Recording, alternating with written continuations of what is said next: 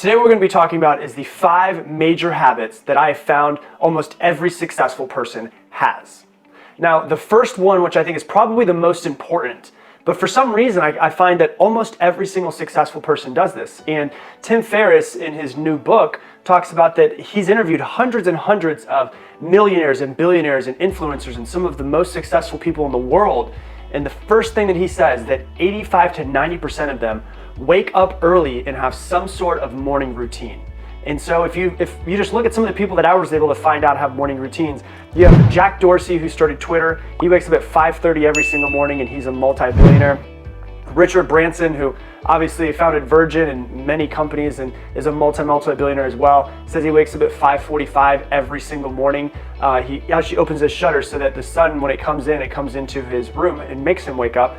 You also look at Tim Cook, who is the CEO of Apple. He says he wakes up at 4:30 every single morning.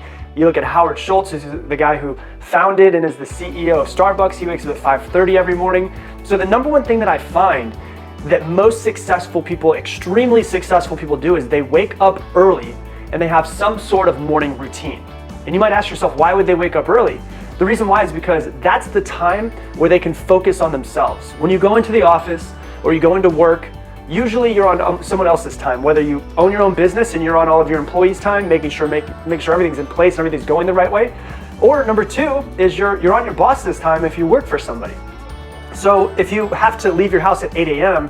and you wake up at 7:30, you jump in the shower and all of those things, you leave at 8, you're immediately waking up to go into somebody else's time. That's what you're doing. You're focusing on somebody else as soon as you wake up in the morning.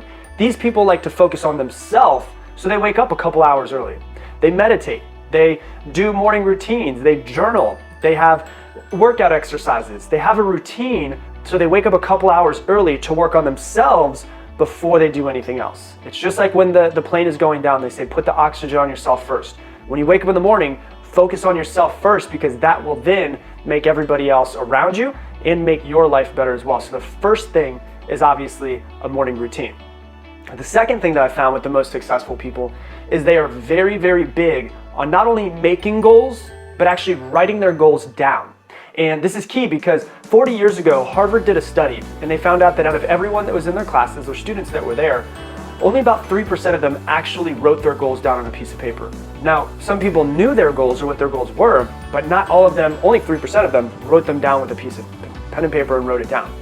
And what they found 30 years down the road when they went back and looked at them was that 3% that wrote down their goals were 10 times more successful than the other 97% 30 years down the road. So if you could take a page out of their book, for some reason, writing down your goals makes it seem real in your brain. It makes you clarify exactly what you want. It makes you put a date and a deadline on exactly what you want. Sometimes it makes you look at it and say, well, now that this is on a piece of paper, I need to actually make a plan of how to hit these goals versus them just floating around in your brain. So if you have goals or New Year's resolutions that you're working on, don't just let them float around in your brain. Put them on a piece of paper. Put a deadline to it. Put a goal down on the piece of paper and figure out when you're going to do it, the plan of what you have to do to get there, how you're going to get there. All of those things are important. So the most successful people write it down on a piece of paper, because when it's in your brain, it's just kind of floating around in your brain. But when it's on a piece of paper, it is physical and it is now something that is real and exists in the world. So the second thing they do is they write down all of their goals.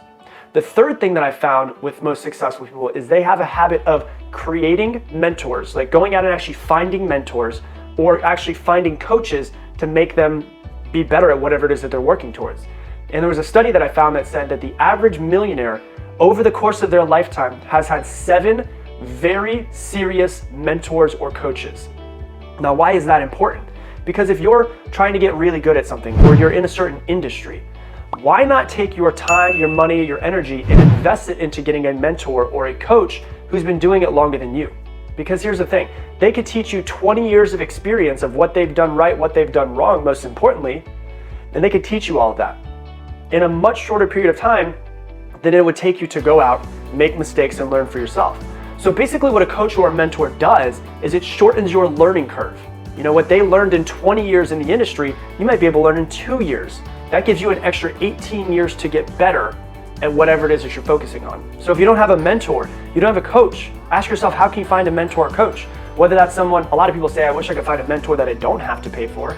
But when I was 19 years old, I paid $500 a month, which was more than I paid in rent, to have my very first mentor, which at that point in time, I thought I was crazy. My friends thought I was crazy too. But it was the best decision I ever made because it got me to be successful a lot quicker than if I had just tried to go out and figure it out myself. And when you pay to have a mentor versus just have